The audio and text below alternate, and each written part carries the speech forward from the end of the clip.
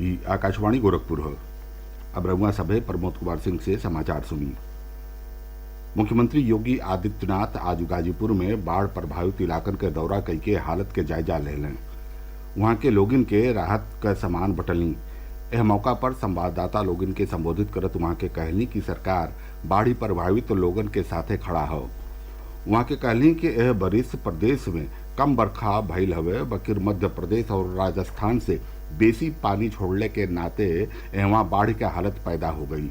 मुख्यमंत्री कहले कि प्रदेश के 1100 गांव बाढ़ से प्रभावित भइल हवे। वहां के कहले कि गाजीपुर जिला के 33 गांव बाढ़ के चपेटा में हवे। जिला में 7,000 से बेसी परिवार इस समय आपदा के सामना कर रहल हवे। मुख्यमंत्री कहले कि यह परिवारन के प्रशासन राशन के सामान अउरियो जरूरी मदद पहुंचा रहल हवे। श्री योगी लोगन के भरोसा देत कहले कि डबल इंजन के सरकार राहत देहले में कौनो तरह के कोताही नहीं करी।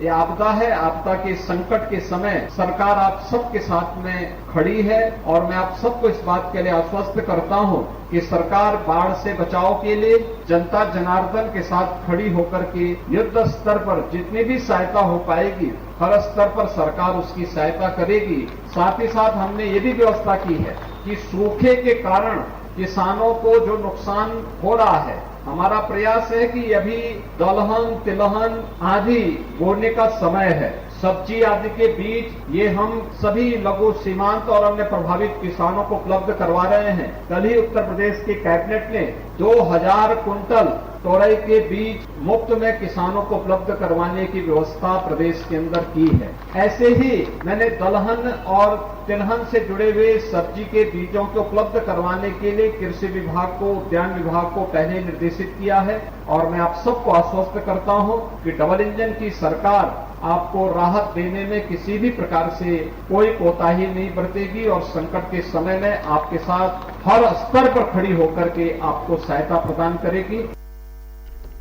मुख्यमंत्री योगी आदित्यनाथ आज बनारस में बाढ़ से प्रभावित इलाकन के दौरा कैले। वहां के नाई से घूम के हालत के जायजा ले ली। बनारस में गंगा नदी का जलस्तर काल ही संझा से कम भइल शुरू हो गई हो, बकिर निचला इलाकन में लोगिन के अबहिनो बाढ़ी से राहत नहीं मिलल हो। बनारस में आज केंद्र सरकार का इस्पात मंत्रालय के हिंदी सलाहकार समिति के बैठकी पूरा भई। समिति के उपाध्यक्ष केंद्रीय इस्पात और ग्रामीण विकास राज्य मंत्री फग्गन सिंह कुलस्ते दफ्तरन के रोज के कामकाज में हिंदी के ढेर से ढेर प्रयोग कैले पर जोर देलें। वहां के सदस्यन के ओर से मंत्रालय और उपक्रमन में हिंदी के इस्तेमाल के बढ़ावे बदे दिहल गई सुझावन के स्वागत कैलें। श्री कुलस्ते सज्जो सदस्यन के भरोसा दिहलें कि उनके ओर से दिहल गई रचनात्मक सुझावन पर उचित कार्रवाई कई जाई। बैठकी में इस्पात मंत्रालय में सज्जो उपक्रम के प्रमुखों मौजूद रहलें। प्रदेश के प्रशासनिक सुधार और लोक सेवा प्रबंधन विभाग का प्रमुख सचिव के रविंद्र नायक आज जौनपुर में मेडिकल कॉलेज और सीवरेज ट्रीटमेंट प्लांट पंचटिया के निरीक्षण कैले। वहां के मेडिकल कॉलेज के ओपीडी जल्दी शुरू कैले का निर्देश दिली। वहीं सीवरेज ट्रीटमेंट प्लांट से 14 नालन के जोड़े जाए के हवे, जौने में से अबले खाली 1 नाला के जोड़ल गई हो। प्रमुख सचिव और यू नाला 1 महीना के भीतर जोड़े के प्लांट के पुरहर क्षमता से चलौले के निर्देश दिलें। विश्व बैंक कोरोना महामारी के दौरान उत्पादन बढ़ाने के भारत सरकार के कोशिशन के सराहना कैले हवे। विश्व बैंक कहले हवे कि भारत सरकार गुणवत्ता से कौनो समझौता कैले बिना स्थानीय उत्पादन के प्रोत्साहित कई के नीति अपनौलस, जैसे वैश्विक आपूर्ति पर निर्भरता कम भइल। गणेश चौथ का त्योहार आज धार्मिक श्रद्धा और उल्लास के साथ मनावल जा रहा हो। ई उत्सव बुद्धि विवेक समृद्धि और सौभाग्य के प्रतीक भगवान गणेश के जन्म के उपलक्ष्य में मनावल जाला। 10 दिन ले चले वाला उत्सव के दौरान घरन और पूजा स्थलन में गणेश जी के मूर्ति स्थापित कई जाला।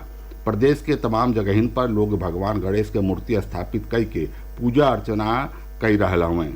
राज्यपाल आनंदीबेन पटेल और मुख्यमंत्री योगी आदित्यनाथ प्रदेशवासियन के गणेश चौथ के शुभकामना दिले हमें। एक साथे समाचार पूरा भइल। नमस्कार।